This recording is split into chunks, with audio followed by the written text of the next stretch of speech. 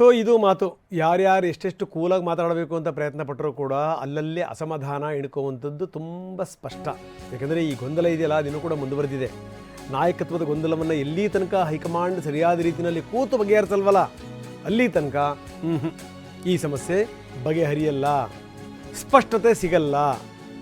ಯಾಕಂದರೆ ನಾಯಕತ್ವದ ವಿಚಾರಕ್ಕೆ ಸಂಬಂಧಪಟ್ಟಂಗೆ ಯಾರಲ್ಲೂ ಕೂಡ ಒಂದು ಕ್ಲಾರಿಟಿ ಇಲ್ಲ. 21-22ಕ್ಕೆ ಸಭೆ ಆಗಬೇಕಾಗಿತ್ತು, ಅದಕ್ಕೂ ಇಲ್ಲ. ಡಿ ಕೆ ಏನು ಪ್ರಯತ್ನ ಪಡ್ತಾ ಇದ್ದಾರೆ, ಅದಕ್ಕೂ ಕೂಡ ಹೈಕಮಾಂಡ್ ಸ್ಪಂದಿಸ್ತಾ ಇಲ್ಲ.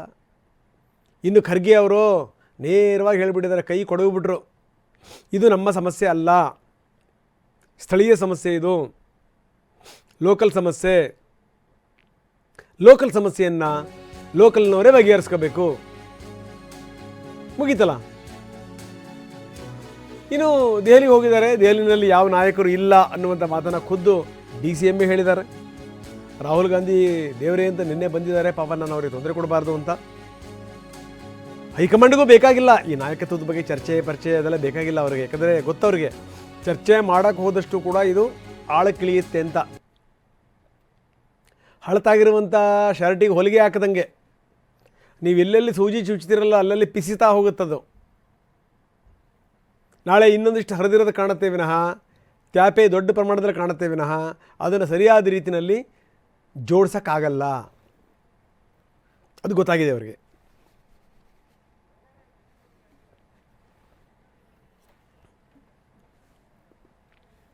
ಬನ್ನಿ, ನಮ್ಮ ಪ್ರತಿನಿಧಿ ಪ್ರಸನ್ನ ಈಗ ನಮ್ಮೊಂದಿಗೆ ನೇರ ಸಂಪರ್ಕದಲ್ಲಿದ್ದಾರೆ. ಪ್ರಸನ್ನ, ನಾವು ನೋಡ್ತಾ ಇದ್ದೀವಿ ಏನು ನಡೀತಾ ಇದೆ ಅಂತ. ಯಾಕಂದರೆ ನೋಡಿ, ಎಲ್ಲರ ಮನಸ್ಸಲ್ಲೂ ಕೂಡ ಅಸಮಾಧಾನ ತುಂಬಿ ತುಳುಕ್ತಾ ಇದೆ. ಆದರೆ ಅಪ್ಪಿತಪ್ಪಿ ಕೆಲವರು ತೋರಿಸ್ಕೊಳ್ತಾರೆ, ಕೆಲವರು ತೋರಿಸ್ಕೊಳ್ತಾ ಇಲ್ಲ. ನೋಡಿ, ಅಹಿಂದ ಸಮಾವೇಶಕ್ಕೆ ಮುಹೂರ್ತ ಫಿಕ್ಸ್ ಆಗಿದೆ. ದೊಡ್ಡ ಪ್ರಮಾಣದಲ್ಲಿ ಅಹಿಂದ ಸಮಾವೇಶ ಮಾಡಬೇಕು, ಈ ಮುಖಾಂತರ ಸಿದ್ದರಾಮಯ್ಯನವರ ಕೈ ಬಲಪಡಿಸಬೇಕು ಅಂತ ಒಂದಷ್ಟು ಸಂಘಟನೆಗಳು ತೀರ್ಮಾನ ಮಾಡಿರುವಂಥದ್ದು ಒಂದು ಕಡೆಗೆ. ಅದಕ್ಕೆ DK ಶಿವಕುಮಾರ್ ಹೇಳಿರುವಂಥದ್ದು ಗುಡ್ ಲಕ್ ಅಂತ, ಒಳ್ಳೆಯದಾಗಲಿ ಮಾಡಲಿ ಅಂತ. ಉದ್ದುದ್ದ ಪತ್ರ ಬರೆದಿದ್ದಾರೆ ರಾಜಣ್ಣವರು. ಅದಕ್ಕೆ DK ಕೊಟ್ಟಂಥ ಉತ್ತರ, ನನಗಿನ್ನೂ ಅನುಭವ ಕಡಿಮೆ, ತಿಳ್ಕೊಂಬರ್ತೀನಿ, ನಾನು ಓದ್ಕೊಂಬರ್ತೀನಿ ಅನ್ನುವಂಥ ಮಾತು. SM ಕೃಷ್ಣ ಅವ್ರ ವಿಚಾರಕ್ಕೆ ಸಂಬಂಧಪಟ್ಟಂಗೂ ಕೂಡ SM ಕೃಷ್ಣ ಅವರಲ್ಲಿ ಇಲ್ಲಿಲ್ಲ, ಭಗವಂತನಲ್ಲಿ ಪ್ರಾರ್ಥನೆ ಮಾಡ್ತೀನಿ ಅನ್ನುವಂಥ ಮಾತು. ಇದೆಲ್ಲದರ ಜೊತೆಗೆ ನಾಯಕರ ಭೇಟಿ ಇಲ್ಲಿ ಯಾರೂ ನಾಯಕರಿಲ್ಲ. ಇದನ್ನು ಬೇರೆ ರೀತಿಯಲ್ಲಿ ಅರ್ಥ ಮಾಡ್ಕೋಬೇಕು ನೀವು. ಇಲ್ಲಿ ಯಾರೂ ನಾಯಕರಿಲ್ಲ. ನನ್ನೇ ತಾನೇ ರಾಹುಲ್ ಗಾಂಧಿ ಅವರು ಬಂದಿದ್ದಾರೆ, ಅವ್ರಿಗೆ ನಾನು ತೊಂದರೆ ಕೊಡೋಕ್ಕೆ ನನಗೆ ಇಷ್ಟ ಇಲ್ಲ. ಇದು DK ಶಿವಕುಮಾರ್ ಅವ್ರ ಮಾತು. ಕೇವಲ ಕಾರ್ಯಕರ್ತನಾಗಿ ಮಾತ್ರ ಉಳಿತೀನಿ ಅನ್ನುವಂಥದ್ದು ಇದೆಯಲ್ಲ, ಅಲ್ಲೂ ಕೂಡ ಹಲವು ಸಂದೇಶಗಳಿವೆ.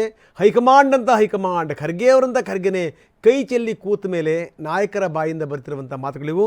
ಒಂದೊಂದು ಮಾತಿಗೂ ಕೂಡ ವಿಶೇಷ ಅರ್ಥ ಇದೆ. ಏನಂತೀರಿ? ಹೌದು ರಂಗನಾಥ, ಒಂದು ಅರ್ಥದಲ್ಲಿ ಕಾಂಗ್ರೆಸ್ ಪಾಳೆಯದಲ್ಲಿ ಶೀತಗಾಳಿ ಹೆಚ್ಚಾಗಿದೆ. ಈ ಶೀತಗಾಳಿಯ ಕಾರಣಕ್ಕೋಸ್ಕರ ಅಧಿಕಾರದಲ್ಲಿ ಇರುವಂಥವರು, ಅಧಿಕಾರವನ್ನ ಬಯಸ್ತಾ ಇರುವಂಥವ್ರು ಎಲ್ರಿಗೂ ಕೂಡ ಒಂದು ಅರ್ಥದಲ್ಲಿ ನಡುಕ ಶುರುವಾಗಿದೆ. ಆದರೆ ಇದನ್ನ ಬಗೆಹರಿಸಬೇಕಾಗಿದ್ದು ಯಾರು? ಹೈಕಮಾಂಡ್ ಈ ವಿಚಾರವನ್ನ ಮುನ್ನೆಲೆಗೆ ತರೋದಕ್ಕೆ ಸಿದ್ಧವೇ ಇಲ್ಲ. ಒಂದು, ರಾಹುಲ್ ಗಾಂಧಿ ಅವರು ಈ ವಿಚಾರವನ್ನ ಇತ್ಯರ್ಥಪಡಿಸಬೇಕು. ಆದರೆ ಅವರಿಗೆ ಕರ್ನಾಟಕದ ವಿಷಯದಲ್ಲಿ ಒಂದು ಚರ್ಚೆಯನ್ನ ಪ್ರಾರಂಭ ಮಾಡೋದಕ್ಕೇನೆ ಯಾಕೋ ಹಿಂದೇಟನ್ನು ಹಾಕ್ತಿದ್ದಾರೆ ಅನ್ನುವಂಥದ್ದು ಬಹಳ ಸ್ಪಷ್ಟವಾಗಿ ಗೊತ್ತಾಗ್ತಾ ಇದೆ.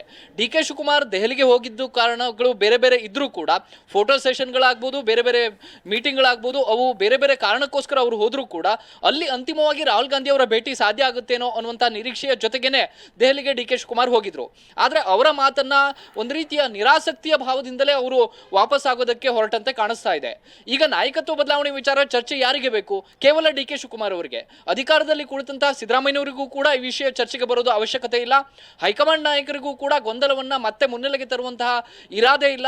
DK ಶಿವಕುಮಾರ್ ಅವರಿಗೆ ಮಾತ್ರ ತನ್ನ ಲೆಕ್ಕಾಚಾರಗಳು ಎಲ್ಲೋ ಒಂದು ಕಡೆ ದಿನದಿಂದ ದಿನಕ್ಕೆ ದೂಡಲ್ಪಡ್ತಾ ಇದೆ ಅನ್ನುವಂಥದ್ದು ಅರಿವಿಗೆ ಬರ್ತಾ ಇದೆ. ಇದೇ ಕಾರಣಕ್ಕೋಸ್ಕರ ಅವರು ಒಂದು ರೀತಿಯ ನಿರಾಶಾ ಭಾವದಲ್ಲೂ ಇದ್ದಾರೆ, ಅಥವಾ ಏನ್ ಮಾಡಬೇಕು ಅನ್ನುವಂಥ ಲೆಕ್ಕಾಚಾರಗಳು ಕೈ ಕೊಡ್ತಾ ಇದೆಯಾ ಅನ್ನುವಂಥ ಅನುಮಾನದಲ್ಲಿದ್ದಾರೆ. ಹೈಕಮಾಂಡ್ ಈ ವಿಚಾರವನ್ನ ಬಹುತೇಕ ಡಿಸೆಂಬರ್ 20-21 ವೇಳೆಗೆ ಚರ್ಚೆಗೆ ಕೈಗೆತ್ತಿಕೊಳ್ಳುತ್ತೆ ಅನ್ನುವಂಥ ನಿರೀಕ್ಷೆಯಲ್ಲಿ ಅವರಿದ್ರು. ರಾಹುಲ್ ಗಾಂಧಿ ಭೇಟಿ ಆದರೆ ಮಾತ್ರ ಇದೆಲ್ಲವೂ ಸಾಧ್ಯ ಅನ್ನುವಂಥ ಲೆಕ್ಕಾಚಾರ ಅವ್ರದ್ದಾಗಿತ್ತು. ಒಂದು ಲೆಕ್ಕದಲ್ಲಿ ವಿರೋಧ ಪಕ್ಷದ ನಾಯಕರ ಜೊತೆಗೂ ಕೂಡ ಅವರು ಈ ವಿಷಯವನ್ನ ಚರ್ಚೆಗೆ ತಂದಿದ್ರು. ಹೌದು, ನಾನು ದೆಹಲಿಗೆ ಹೋಗ್ತೀನಿ, ನನ್ನ ನಾಯಕತ್ವದ ವಿಚಾರಕ್ಕೆ ಸಂಬಂಧಪಟ್ಟ ಹಾಗೆ ರಾಹುಲ್ ಗಾಂಧಿ ಅವರ ಮನವರಿಕೆ ಮಾಡೇ ಮಾಡ್ತೀನಿ ಅನ್ನುವಂಥ ಮಾತನ್ನ ಹೇಳ್ತಾ ಇದ್ರು. ಆದರೆ ಇವತ್ತಿನ ಪರಿಸ್ಥಿತಿಯನ್ನು ಗಮನಿಸಿದ್ರೆ ಯಾವುದೂ ಕೂಡ ಬಗೆಹರಿಯುವಂಥ ಲಕ್ಷಣಗಳು ಕಂಡು ಬರ್ತಾ ಇಲ್ಲ. ಕಳೆದ 4 ದಿನಗಳಿಂದ ಮಲ್ಲಿಕಾರ್ಜುನ್ ಖರ್ಗೆ ಅವರು ಬೆಂಗಳೂರಲ್ಲೇ ಇದ್ದಾರೆ. ಅವ್ರನ್ನ ನಾವು ಪ್ರಶ್ನೆ ಮಾಡಿದಾಗ ಅವರಿಂದ ಬರ್ತಾ ಇರುವಂಥ ಉತ್ತರ ಅಂತಂದ್ರೆ ಏನೂ ಹೇಳೋದಕ್ಕೆ ನನ್ನ ಬಳಿ ಇಲ್ಲ ಅನ್ನುವಂಥ ಮಾತನ್ನ ಹೇಳ್ತಿದ್ದಾರೆ ಹೊರತು ಯಾವತ್ತೂ ಇದಕ್ಕೊಂದು ಒಂದು ಗೊಂದಲ ಬಗೆಹರಿಸುವಂತ ನಿಟ್ಟಿನಲ್ಲಿ ದಿನಾಂಕ ಫಿಕ್ಸ್ ಆಗುತ್ತೆ ಅನ್ನೋದಕ್ಕೆ ಮಲ್ಲಿಕಾರ್ಜುನ್ ಖರ್ಗೆ ಅವರು ಕೂಡ ಒಂದು ಸ್ಪಷ್ಟತೆಯನ್ನ ಕೊಡ್ತಾ ಇಲ್ಲ. ಜೊತೆಗೆ ಸಚಿವರಿಗೆ, ಶಾಸಕರಿಗೆ ಈ ಎಲ್ಲ ಗೊಂದಲಗಳನ್ನ ಗಮನಿಸಿದ್ರೆ ತಾವು ಯಾವ ದಿಕ್ಕಿಗೆ ಹೊರಡಬೇಕು ಅನ್ನೋ ಬಗ್ಗೆ ಒಂದು ಸ್ಪಷ್ಟತೆ ಸಿಗ್ತಾ ಇಲ್ಲ. ಹೀಗಾಗಿ ಕಾಂಗ್ರೆಸ್ ಒಂದು ರೀತಿಯ ಗೊಂದಲದ ಗೂಡಾಗಿದೆ. ಆ ಗೊಂದಲ ಯಾವಾಗ ಬಗೆಹರಿಯುತ್ತೆ ಅನ್ನೋದಕ್ಕೆ ಒಂದು ಸ್ಪಷ್ಟತೆ ಸಿಗ್ತಾ ಇಲ್ಲ. ಹೀಗಾಗಿ ಸಹಜವಾಗಿಯೇ ಶೀತಗಾಳಿಯ ಹೊಡೆತಕ್ಕೆ ಕಾಂಗ್ರೆಸ್ ನಲುಗಿ ಹೋಗ್ತಾ ಇದೆ ಅಂತ ಹೇಳಬಹುದು. ರಂಗನಾಥ್, ಧನ್ಯವಾದ ತಮ್ಮೆಲ್ಲ ಮಾಹಿತಿಗೆ. ಈ ಶೀತಗಾಳಿ ಎನ್ನುವಂಥದ್ದು ಇದೆಯಲ್ಲ ರಾಜಕಾರಣದಲ್ಲಿ, ಅದೇನಾದರೂ ಹೆಚ್ಚು ಕಡಿಮೆ ಆದರೆ ಏನಾಗುತ್ತೆ? ವಾತ, ಪಿತ್ತ, ಕಫ ಎಲ್ಲ ಜಾಸ್ತಿ ಆಗಿ ಕೊನೆಗೆ ಪಕ್ಷವೇ ಅನಾರೋಗ್ಯದಿಂದ ಮಲ್ಕೋಬೇಕಾಗತ್ತೆ. ಬೇರೆ ಬೇರೆ ರಾಜ್ಯಗಳಲ್ಲಿ ಆಗಿರುವಂಥದ್ದು ಅದೇನೇ.